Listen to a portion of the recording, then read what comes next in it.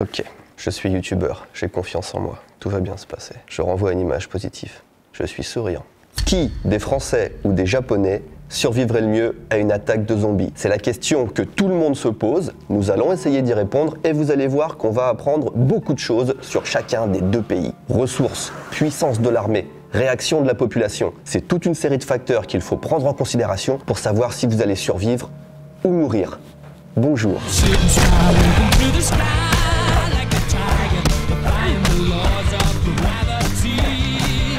Mais avant ça, si vous aimez la bagarre, la bataille comme ça avec ses petits points, mais pas dans la vraie vie, pourquoi ne pas essayer Raid Shadow Legends? Raid Shadow Legends, c'est le jeu qu'on ne présente plus. Raid Shadow Legends, c'est le RPG du moment. Regardez-moi ces graphismes, on se croirait sur une PS5, mais non, je joue sur mon smartphone. C'est un jeu mobile et en plus, il est gratuit. Rendez-vous compte de l'époque à laquelle on vit. Les jeunes se rendent pas compte, mais on fait tourner ça sur un smartphone. Moi, à l'époque, c'était un serpent comme ça sur qui... Collectionnez des champions super badass, il y en a des centaines, et allez défoncer vos adversaires à coups d'épée ou de sorts magiques ultra stylés. Mon perso principal c'est Kael, un elfe noir. Je l'ai monté au niveau 23, là ça commence à devenir intéressant, mais je me fais toujours péter la gueule dans les arènes. Sérieusement, ce jeu est vraiment prenant entre les campagnes, les donjons, les arènes, toutes les possibilités d'améliorer ses champions. En plus, le Battle Pass vient de sortir avec encore plus de défis, des nouveaux champions et plein de récompenses. Est-ce qu'on pourrait juste s'arrêter une petite seconde sur la musique, s'il vous plaît? Vous pouvez découvrir tout ça en téléchargeant le jeu gratuitement dès maintenant. Si vous utilisez mon lien en description, vous commencez avec 50 000 silver et gagnez un champion épique. Raid Shadow Legends. Techniquement, ça pourrait arriver. Si, même le département de la défense américaine a un plan d'urgence en cas d'attaque de zombies. Vraiment, c'est pas une blague. Imaginez le scénario suivant. Un virus, jusque-là inconnu, apparaît quelque part dans le monde, disons un grand pays d'Asie. C'est un petit peu l'équivalent d'une grippe qui se répand tranquillement dans toutes les régions du globe. Et puis un jour, l'un des patients atteints du virus mord une infirmière. Et cette infirmière, bien évidemment, après quelques heures, elle se transforme en zombie. Et à son tour, elle mord d'autres personnes qui vont à leur tour mordre d'autres personnes. Vous connaissez ce scénario par cœur. France, Japon, qui va mourir, qui va survivre, c'est parti. Les laboratoires sont déjà submergés. Faut-il fermer nos frontières? Évitez tout contact avec vos proches. Panique sur les marchés mondiaux. J'ai un peu peur. Les autorités sanitaires déplorent déjà de nombreux morts et de nouvelles contaminations, mais aussi la mutation du virus. Le nombre total de cas vient de franchir la barre symbolique des 100 000 malades.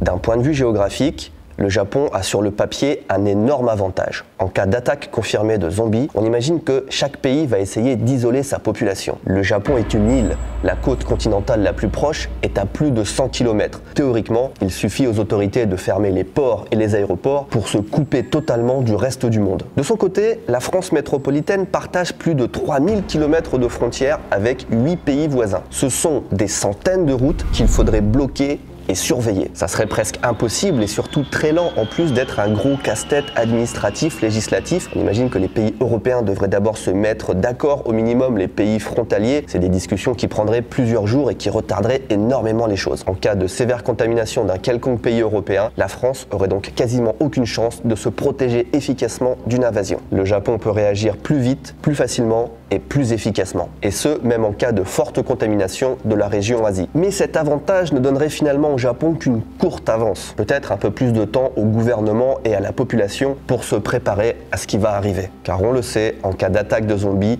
aucun pays ne peut être épargné. Plus aucun pays n'est à l'abri d'aucun virus. Tokyo compte l'un des 5 plus grands aéroports du monde. Potentiellement, ce sont déjà des dizaines de personnes infectées qui sont rentrées dans le pays avant que les autorités n'aient eu le temps de prendre la moindre mesure. Et c'est là qu'on va commencer à comprendre qu'être sur une île, ça peut aussi présenter des inconvénients de taille. Si trop de monde est contaminé, on se retrouve prisonnier, sans pouvoir s'échapper. Et surtout, on ne peut compter que sur ses propres ressources pour survivre. Et là, c'est l'un des plus gros handicaps du Japon.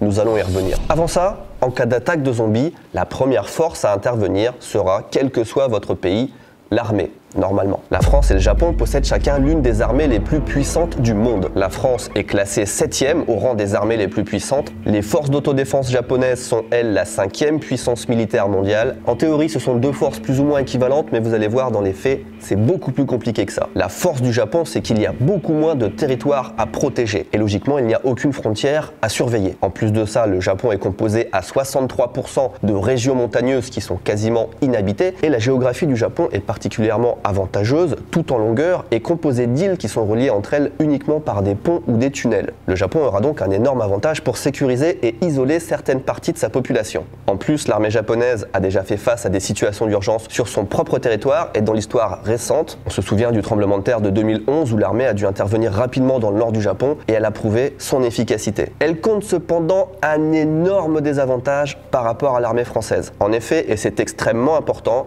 la France possède 45 jours de réserve de pétrole pour faire fonctionner son armée. Le Japon, lui, n'a que 11 jours de réserve. Donc même en se rationnant, on voit mal comment les Japonais pourraient protéger leur population plus que quelques jours ou quelques semaines au maximum.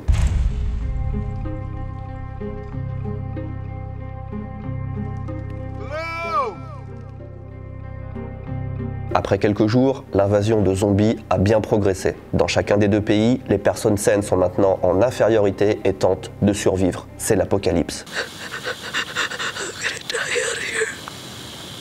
Les premiers jours, les Japonais avaient un avantage. Évidemment, Tokyo est tombé très rapidement, mais beaucoup ont eu le temps de quitter la ville pour se réfugier ailleurs. Des zones sécurisées ont été mises en place, on y contrôle la température et aussi l'absence de morsure de chaque nouvel arrivant. Beaucoup de familles japonaises ont pris la décision de s'isoler, soit à la campagne, soit à la montagne. Elles dorment dans leur voiture ou dans l'une des millions de maisons abandonnées dans les campagnes japonaises. En France, l'invasion est arrivée par tous les côtés et en plus, les grandes villes ont été rasées par des missiles nucléaires venant de Russie qui a bombardé toutes les grandes villes d'Europe et d'Asie pour se protéger. Seules les villes japonaises ont été épargnées grâce à l'isolement du pays. Les survivants français se réfugient également à la campagne ou près de la mer. Les habitants des villes fortifiées s'organisent au niveau local pour essayer de retrouver un niveau de sécurité plus ou moins semblable à celui de l'époque médiévale et dans tous les cas, il ne faut pas rester trop près d'une centrale nucléaire. Maintenant, il va falloir se battre pour survivre. Survivre, ça tombe bien, c'est ma spécialité. Aujourd'hui, je vais vous parler de deux appareils pour bien préparer la fin du monde. On ne le voit jamais dans les films ni dans les séries, et pourtant le meilleur ami du survivant en cas d'apocalypse, c'est ça. Même sans réseau et même sans Wi-Fi, votre mobile sera indispensable à votre survie. Il peut à lui seul être une bibliothèque contenant des informations importantes, des manuels de survie, des adresses utiles. C'est aussi une lampe, un appareil photo, une caméra, un appareil capable de déclencher des sons à distance. Mais surtout, c'est un moyen de communiquer et d'échanger des informations. En effet, même sans réseau, le Bluetooth permet de s'échanger des messages et des photos à plusieurs dizaines de mètres de distance. Les satellites, en grande partie, resteront actifs plusieurs années après la chute des gouvernements. Les fonctions carte et GPS de votre téléphone fonctionneront toujours et vous en aurez plus que jamais besoin. Et bien entendu, grâce aux jeux, à la musique et aux vidéos que vous pouvez stocker, il sera votre meilleure distraction jusqu'à la fin de vos jours. Pour le recharger, pensez à la batterie qui sera votre deuxième meilleur ami. Lors de vos déplacements, une version portable qui fonctionne à l'énergie solaire sera idéale. Dans un campement, privilégiez ce genre de modèle. Ce genre d'appareil est capable d'alimenter une alarme, un frigo, elle peut même servir de batterie d'appoint pour démarrer une voiture. Ceci également se recharge à l'énergie solaire. Par contre, c'est un peu plus encombrant. Lors de vos déplacements, ne négligez pas non plus les batteries plus compactes qui permettent de vous déplacer plus rapidement et plus légèrement. Celle-ci peut rester dans une poche et elle peut même servir à alimenter un vêtement auto-chauffant. Mon vêtement chauffe. N'oubliez pas que l'hiver sans chauffage, il peut faire froid. Maintenant, il va falloir se battre pour survivre. Se battre contre les zombies, mais aussi se battre pour trouver de quoi se nourrir. La France a une activité agricole 2 fois plus élevée que celle du Japon pour une population 2 fois moins importante. Pour le bétail, l'écart est encore plus important. Il y a en France 18 millions de bovins contre seulement 4 millions au Japon. Pareil pour les cochons qui sont 13 millions en France contre 9 au Japon. Ceux qui se réfugieront près des côtes pourront profiter de la pêche, mais rapidement il n'y aura plus assez de poissons pour nourrir les dizaines de millions de survivants. Et au final, dans les premières semaines, les Français auront beaucoup moins de difficultés que les Japonais pour se nourrir. On y trouve plus de viande, plus de réserves de céréales, plus de légumes. Côté défense contre les zombies, les Japonais ne sont pas avantagés non plus. Premièrement parce que les Français s'entraînent quasi quotidiennement, et ce depuis des années, à maîtriser des mouvements de foule hostiles. Théoriquement, un zombie devrait pas être beaucoup plus difficile à maîtriser qu'un gilet jaune en colère.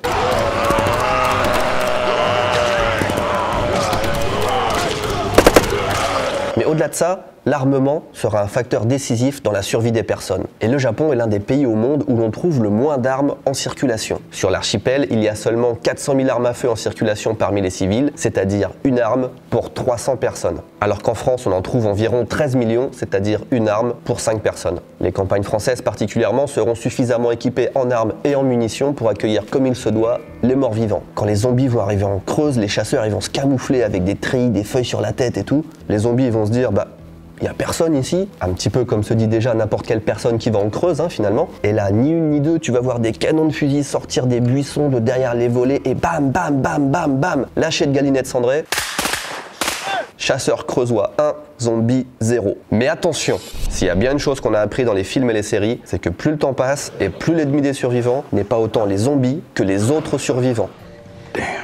Et là, rapidement, toutes les armes en circulation deviennent autant une menace qu'un moyen de protection. La méfiance s'installe, l'entraide se fait rare, toutes les personnes qui ne font pas partie d'un groupe puissant ne font pas long feu.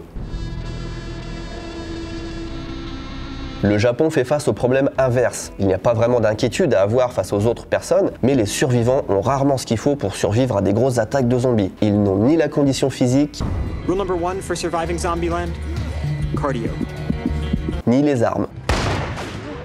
Il y a trop de personnes âgées, moins de personnes qui peuvent se battre et trop de personnes qu'il faut protéger. Dans les deux pays, la survie sera très difficile et au final, les seules personnes qui pourront bâtir un avenir sont celles qui auront trouvé refuge dans un endroit isolé, suffisamment grand pour abriter beaucoup de ressources, mais suffisamment petit pour pouvoir être défendu efficacement. Et à ce jeu, c'est largement le Japon le grand vainqueur, avec ses centaines d'îles qui sont habitées et autonomes et qui peuvent accueillir des dizaines de milliers de personnes. Finalement, après quelques mois, la situation dans les deux pays serait certainement très proche et les chances de survie plus ou moins similaires. Mais les Japonais peuvent garder l'espoir de reprendre petit à petit leur pays. Bien organisé, il devrait être possible de reprendre la totalité du territoire en commençant par les petites îles, puis les plus grosses, etc. La France, qui fait maintenant partie d'un continent de 5 milliards de zombies, sera quant à elle beaucoup plus difficile à regagner. Voilà, c'est tout pour moi. J'avais envie de m'amuser un petit peu aujourd'hui. Je me suis dit que c'était aussi l'occasion de comparer certains points des deux pays dont j'ai pas l'occasion de parler souvent, les armes à feu, l'armée, tout ça. Dites-moi si ça vous a plu, si le scénario était plausible. Encore une fois, merci à Red Shadow Legends qui a sponsorisé cette vidéo. Je vous dis à la prochaine pour une vidéo qui sera totalement différente.